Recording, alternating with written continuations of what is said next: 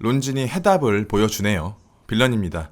이번에 리뷰할 브랜드는 론신, 모델은 파일럿같이 하는 파일럿, 마제텍입니다. 소중한 시계를 대여해 주시면서 커피 한 잔까지 사주신 구독자님께 정말 감사드립니다. 론진에 대해서 부가적인 설명이 필요할 것 같진 않아요. 브랜드 밸류, 워치메이킹, 헤리티지, 아이코닉, 인지도, 가격대, 부족함은 전혀 없는 완성형의 시계 브랜드인데 제게는 뭔가 확 끌어당기는 무언가는 느껴지지 않던 브랜드예요. 마제텍의 플레임은 마제텍, 보젠스키, 스프레이비, 이걸 직역하면 군대의 재산이라는 뜻입니다. 군수품이에요. 1935년 체코슬로바키아 공군이 처음 의뢰해서 30년대와 2차 세계대전 동안 체코슬로바키아 파일럿들이 사용한 근본 밀리터리 워치입니다. 독특한 생김새로 인해서 터틀이라는 별명도 붙어있다고 해요.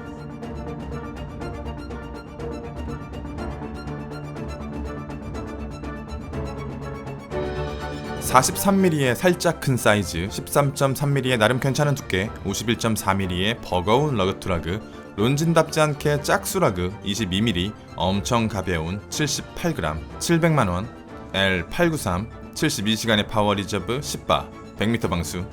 1935년 오리지널 마제텍, 2014년 복강 마제텍, 2023년 리뉴얼 마제텍. 작아지고 있는 사이즈 트렌드를 정면으로 돌파하면서 더 맥시멀해지고 더 두터워지고 더 단단해졌습니다. 파네리스트 분들과 취향이 겹칠 수도 있겠어요. 마제텍을 보고 되게 놀란 게 뭐냐면 현대 시계 브랜드가 어떻게 하면 앞으로 나아갈 수 있는지에 대한 해답을 제시했다고 생각합니다. 요즘 시계 브랜드의 화두는 젠타 따라하기 아니면 복각팔입니다. 도전하길 두려워하니 어느 정도 성공의 공식인 젠타의 발자취를 쫓는 것과 과거에 목을 매는 것이 최근까지 이어져온 워치메이킹의 트렌드였는데 팔각 베젤과 일체형 브레이슬릿은 이제 얘기만 들어도 귀에서 피가 나고요. 쓸만한 복각은 점점 고갈되어 가고 있습니다. 또 복각을 살만한 사람도 점점 줄어들고 있고요. 물론 전 복각 좋아해요.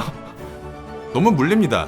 그래서 요즘에는 저는 신선한 디자인에 쓸만한 빌드 퀄리티를 뽑아내주는 마이크로 브랜드에 집중하고 있기도 해요. 그런데 론지는 과거의 유산을 기반으로 여기에 재해석과 현대화의 적절한 터치를 더해서 되게 신선하고 매력적인 타임피스를 만들어냈습니다. 이런 느낌을 주는 시계는 정말 오랜만인 것 같아요. 거기다 말 그대로 시계를 정말 잘 만들었어요. 저는 5년이 넘는 시간 동안 시계 리뷰를 하면서 꾸준히 방향성이 바뀌어 왔습니다. 그러면서 자연스럽게 영상이 지향하는 바도 바뀌어 왔는데 마제텍 촬영본을 보고는 제가 실수한 줄 알았습니다. 저는 최근에 이런 방식으로 촬영하지 않거든요. 근래 영상들을 보여드릴까요?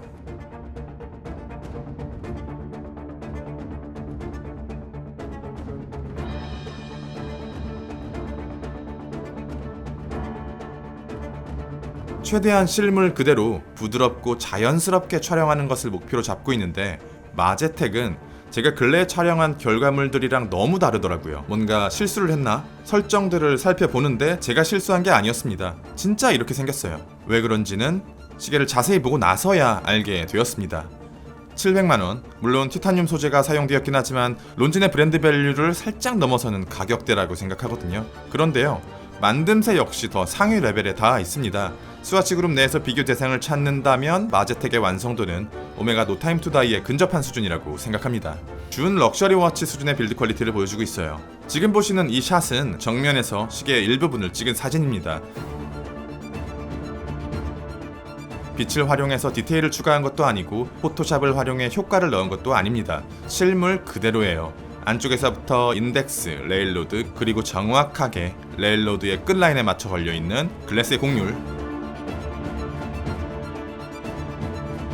이 글래스는 움직이지 않는 브러싱 스틸 베젤로 이어지면서 그 사이 엄마손 파이 같은 여러 겹의 라인들을 만들어냅니다. 한층 아래에는 움직이는 코인 베젤이 있고 이것도 대충 만들지 않았어요. 높이차. 그 사이에 들어간 아주 얇은 라인 하나 더, 코인 사이사이 회색빛의 샌드블라스트 마감, 원형 브러싱이 발려진 미드 케이스, 폴리싱된 케이스의 모서리, 다른 방향으로 브러싱이 입혀진 크라운 가드나 러그로 넘어가기 전에 한 번 더 얇게 단이 들어갔습니다. 패시스의 퀄리티는 말할 것도 없고요. 케이스백에도 대놓고 드러내지 않았지만 다채로운 디테일들이 숨어 있습니다. 마제텍의 촬영본이 다른 시계들과 달라 보이는 이유를 이제 알 것 같아요. 론진은 다이얼을 잘합니다. 같은 블랙매트 다이얼이더라도 질감을 어떻게 표현해내느냐에 따라서 시계의 생동감이 조금씩 달라지고 특히 군용시계에서 그 중요성이 커지는데 론진이 블랙매트 다이얼 질감의 디테일을 잡는 능력이 되게 뛰어나요. 이건 독특하게도 사람의 피부 같은 느낌으로 만들어졌습니다. 말로 설명하긴 어렵고요. 질감은 보시는 것처럼 이런데 딱딱하거나 건조한 느낌은 들지 않아요. 손으로 누르면 지문이 남을 것 같은 보드라우면서도 촉촉한 질감의 다이얼입니다. 육안으로도 질감을 볼 수 있고요. 이런 질감은 저도 처음 보네요.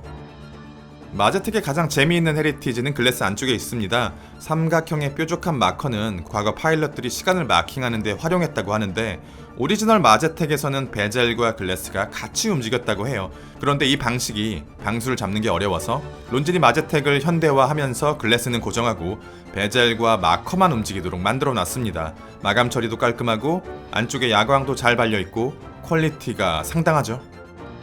거의 멸종 수준에 다다른 코인 베젤입니다. 이 베젤의 클릭감은 없어요. 과거 빈티지 시계의 베젤처럼 걸리적거리는 게 없이 슬라이딩 형식으로 움직이는데 내부에 어떤 작업을 해두었는지 모르겠지만 아주 미묘한 저항이 있어서 이 느낌이 정말 독특하고 매력적입니다.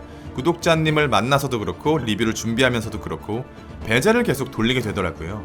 중독됩니다. 마제텍은 두 가지 버전이 있습니다. 이게 티타늄 마제텍이고 스틸 버전의 마제텍도 있는데 구독자님으로부터 들은 두 모델의 차이점만 간단히 말씀드리면 일단 가격이 다릅니다. 리뷰 시점을 기준으로 스틸 560만원, 티타늄 700만원.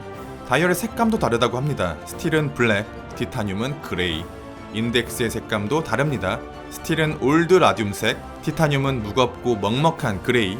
무게는 티타늄이 78g, 스틸이 113g, 3분의 1 정도 차이가 나네요. 티타늄 버전이 조금 더 현대의 시계인 것처럼 느껴지고요. 무게를 제외하면 호불호의 영역이라고 생각합니다.